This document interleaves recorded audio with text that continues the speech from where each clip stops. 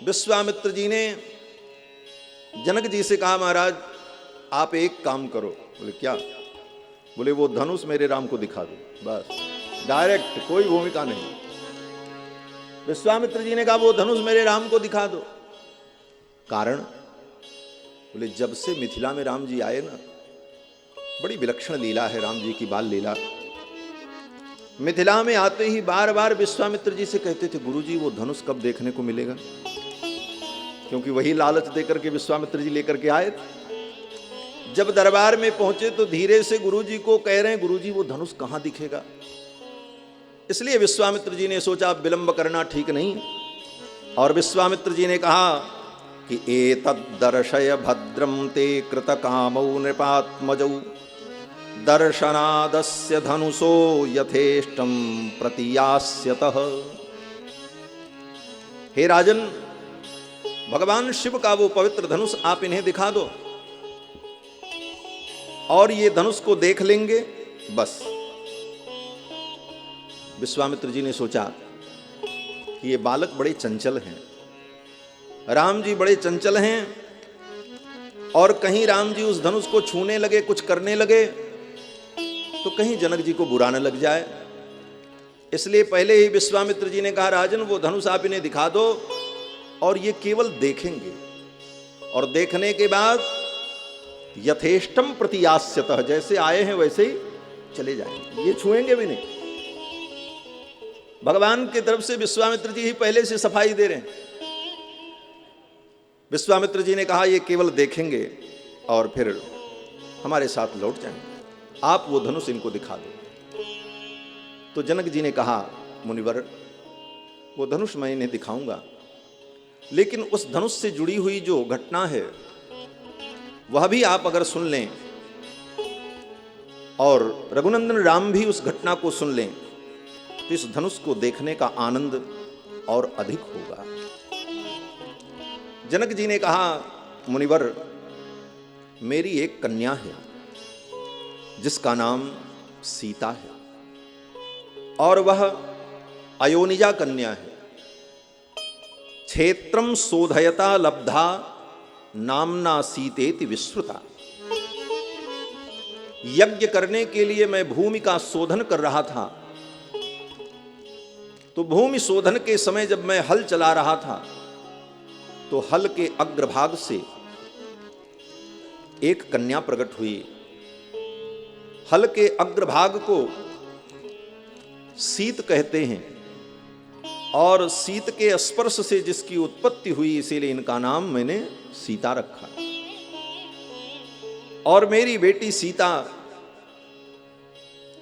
परम तेजस्विनी है, और उसके पराक्रम को, उसके सौंदर्य को, उसके गुण को देखकर मैंने संकल्प किया कि जो वीर इस धनुष के ऊपर प्रत्यंचा चढ़ा देगा, इसका आरोपण करेगा, उसके साथ मैं अपनी बेटी का विवाह करूंगा। धनुष तोड़ने की प्रतिज्ञा नहीं थी जनक जी। वो धनुष की जो डोरी होती है ना, वो डोरी हमेशा नहीं बंधी रहती। जब धनुष का प्रयोग करना हो तब डोरी बांधी जाती है, उसको प्रत्यंचा चढ़ाना कहते हैं, उसी को धनुरोपण कहते हैं। तो जनक जी ने कहा कि जो इस धनुष पर प्रत्यंचा चढ़ा देगा उस वीर के साथ मैं अपनी कन्या सीता का विवाह करूंगा। इस घटना को सुनकर बड़े बड़े राजा आए और उन राजाओं ने इस धनुष पर प्रत्यंचा चढ़ाने का प्रयास किया, लेकिन वे सफल नहीं हुए, और अंत में उन सभी राजाओं ने मिलकर के योजना बनाई कि जनक के राज्य पर आक्रमण कर दो और सीता को छीन लो। उन समस्त राजाओं ने मेरे नगर पर आक्रमण कर दिया। रोषेण महताविष्टाः पीडयन् मिथिलां पुरीं, मेरी मिथिलापुरी को चारों तरफ से घेर लिया। ततः संवत्सरे पूर्णे क्षयं यातानि सर्वशः, एक वर्ष तक अनवरत युद्ध चलता रहा, हमारी सारी सेना मारी गई। अंत में मैं भयभीत होकर देवताओं की शरण में गया देवगणान् सर्वांस्तपसाहं प्रसादयन्। मेरी प्रार्थना पर देवता प्रसन्न हुए और देवताओं ने चतुरंगिणी सेना प्रदान की और देवताओं के द्वारा प्रदत्त चतुरंगिणी सेना के द्वारा उन शत्रुओं का विनाश हुआ। उसके बाद से आज तक कोई व्यक्ति, कोई राजा मेरे नगर की ओर सिर उठा करके नहीं देख सका। लेकिन दुख का विषय है कि मेरी बेटी का अभी तक विवाह नहीं हो सका। और राम जी को देख करके जनक जी ने कहा, मुनिवर, यस्य धनुषो राम कुर्याद आरोपणम मुनि। हे मुनिवर, अगर राम इस धनुष पर प्रत्यंचा चढ़ा देते हैं तो सुताम अयोनिजाम सीताम, मेरी जो अयोनिजा कन्या सीता है, दद्याम दासरथे रहम, दशरथ नंदन श्री राम को मैं अपनी कन्या का दान करूंगा अगर ये प्रत्यंचा चढ़ा देते। विश्वामित्र जी सुन रहे थे। विश्वामित्र जी ने कहा, धनुर्दर्शय रामाय, हे राजन, वो धनुष मेरे राम को दिखाओ तो। फिर जनक जी महाराज दूसरी बात करने लगे। कई बार विश्वामित्र जी ने कहा, राजन पहले वो धनुष मेरे राम को दिखाओ तो। अंत में जनक जी ने दूतों को आदेश दिया और 5000 बड़े बड़े वीर, नृणाम शतानि 50 व्यायत्तानां महात्मनां मंजूषाम अष्टचक्रां समूहुस्ते कथंचन। 5000 बड़े बड़े वीर पहलवान गए और उस धनुष की मंजूषा को लेकर के आए। वो धनुष एक बहुत बड़ी पेटी में, बॉक्स में रखा हुआ था। और वो बॉक्स कैसा था? बोले इसमें 8 बड़े बड़े पहिए लगे हुए थे। क्यों? बोले उसको कोई उठा तो सकता नहीं था, खींच करके हिलाना था। मंजूषाम अष्टचक्राम, 8 चक्रों से युक्त उस मंजूषा के अंदर माहेश्वर धनुष पिनाक रखा हुआ था। नृणाम शतानि 50, 5000 पुरुष। वो भी पुरुष कैसे थे? बोले व्यायतानाम, व्यायतानाम माने बड़े लंबे हट्टे कट्टे, 10 फुटा विशाल काय वीर लोग। 5000 वीर गए और किसी प्रकार समूहुस्ते कथंचन, किसी प्रकार खींच खांच करके ला करके उस पेटी को सभा के मध्य में रखा। और फिर जनक जी महाराज उस धनुष की महिमा का वर्णन करने लगे। विश्वामित्र जी ने कहा, राजन बस अब आप धनुष दिखा दो हमारे राम को, क्योंकि मेरे राम का धैर्य अब छूट रहा है। राम जी बार बार कह रहे थे कि ये पेटी कब खुलेगी, कब ये धनुष देखने को मिलेगा। तो विश्वामित्र जी ने कहा कि वत्स राम धनुः पश्य इति राघवम अब्रवीत। विश्वामित्र जी ने कहा, हे राम, इस धनुष को देखो। सेवकों ने पेटी खोली। राम जी उस धनुष को देखने के लिए और प्रत्यंचा चढ़ाने के लिए, धनु आरोपण करने के लिए चले। और जब चले तो गुरु जी को प्रणाम किया और प्रणाम करके बड़े सहज भाव से राम जी चलते हैं। क्या सहजता है?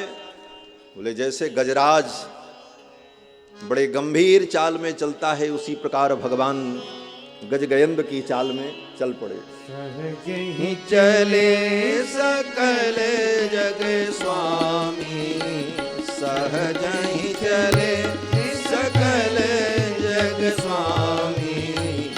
मन मंजू पर कुंजर गामी, मत मंजू पर कुंजर गामी, मत मंजू पर कुंजर गामी, मत मंजू पर कुंजर गामी।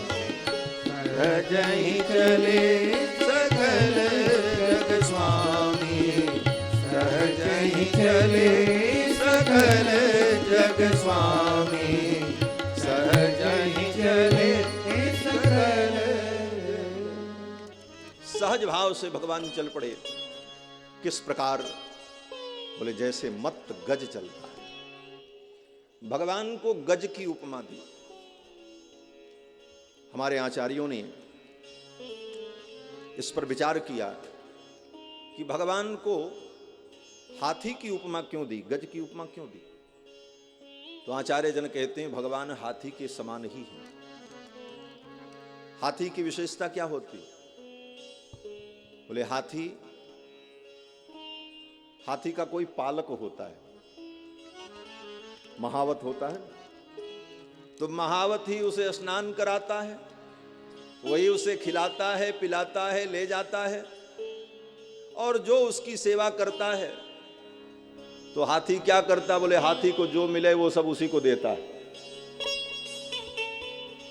हाथी को आप देखो, हाथी को अगर आप पैसा दे दो, रुपया दे दो, कोई वस्तु दे दो, तो सूंड उठा करके अपने महावत को दे देता। भगवान भी उसी प्रकार गजराज हैं, जो भगवान की सेवा करते हैं। भक्त भगवान की जो अर्चना करते हैं, मंदिर में भगवान की जो पूजा करते हैं, जो उनको स्नान कराते हैं, उनकी आरती उतारते हैं, तो भगवान को जो कुछ मिलता है भगवान उसी सेवक को दे देते हैं। तुम कर रहे हो, तुम ही संभालो। इसलिए भगवान गजराज के समान।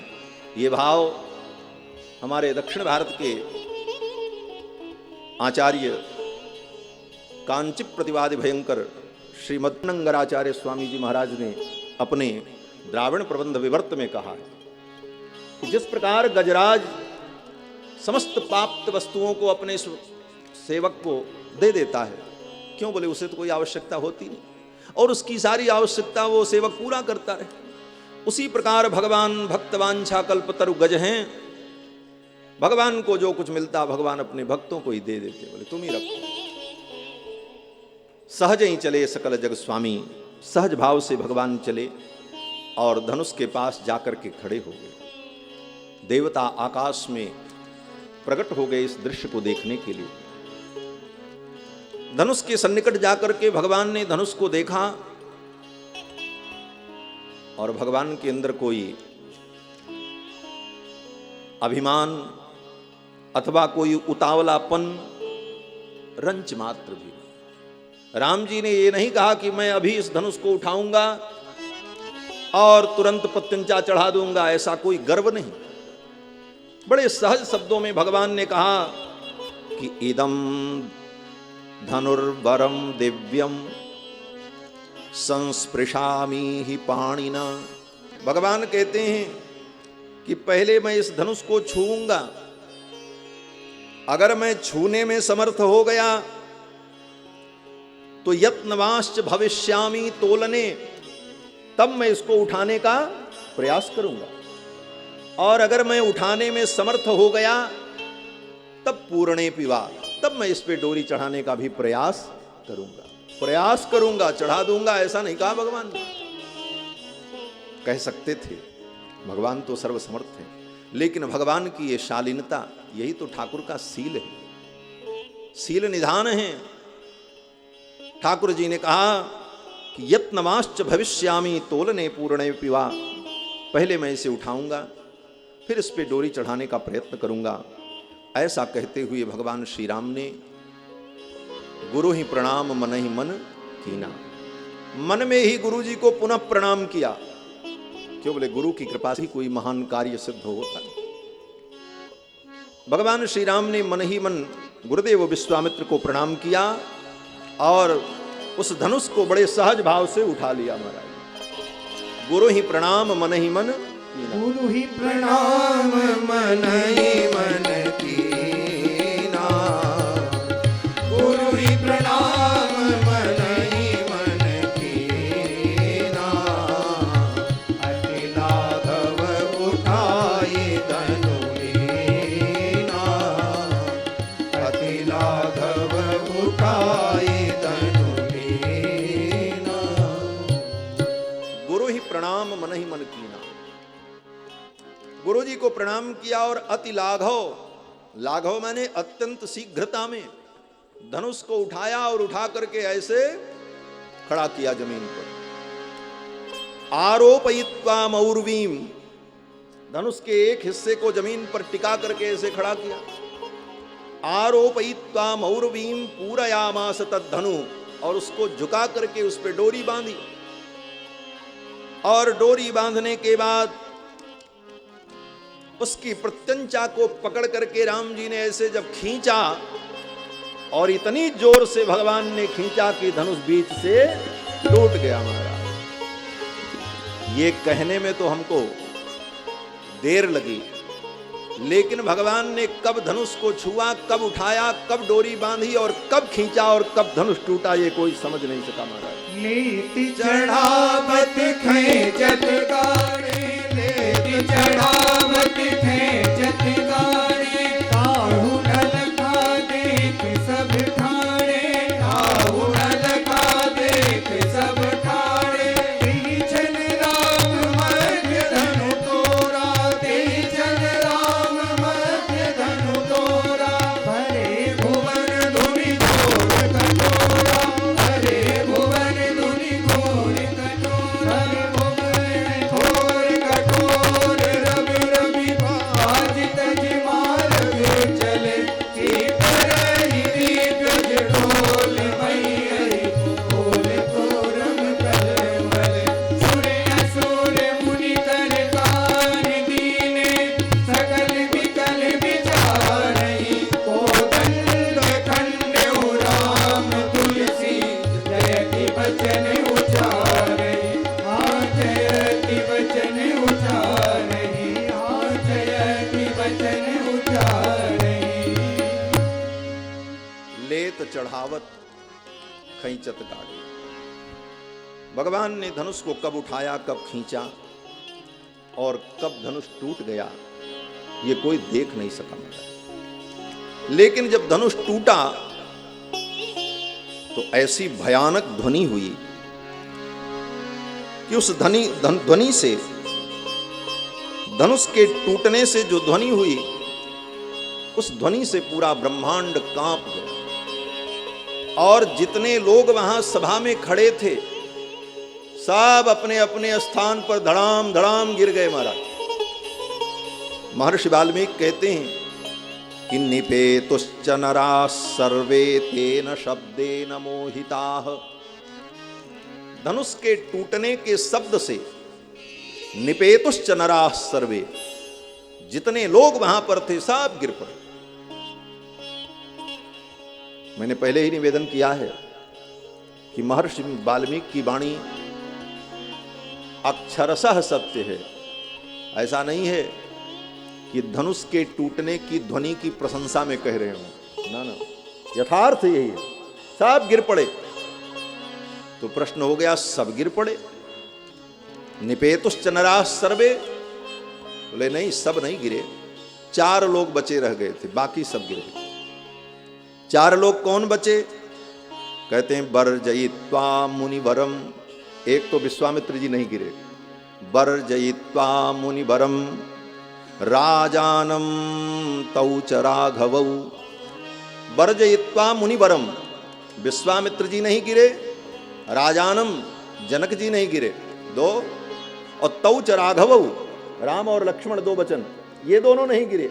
इन 4 लोगों को छोड़कर जितने लोग थे सब धराशायी हो गए महाराज। यहां तक कि जनक जी के जो पुरोहित थे शतानंद बाबा, वो भी ढुनमुनी खा गए।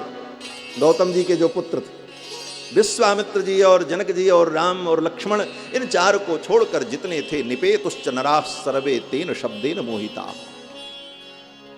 लेकिन गिरने के बाद भी उन लोगों को बड़ा मजा आया। हाँ, गिरे और गिरने के बाद उठे और उठ करके अपनी धूल झाड़ी और सब जय जयकार करने लगे। और सब लोग यही कहने लगे कि तोड़ दिया तोड़ दिया तोड़ दिया रे रघुवर ने धनुहिया तोड़ दिया रे। तोड़ दिया तोड़ दिया तोड़ दिया रे, रघुवर ने धनुहिया तोड़ दिया रे। तोड़ दिया तोड़ दिया तोड़ दिया रे, रघुवर ने धनुहिया तोड़ दिया रे। हाँ तोड़ दिया तोड़ दिया तोड़ दिया रे, रघुवर ने धनुहिया तोड़ दिया रे। तोड़ दिया तोड़ दिया तोड़ दिया रे, रघुवर ने धनुहिया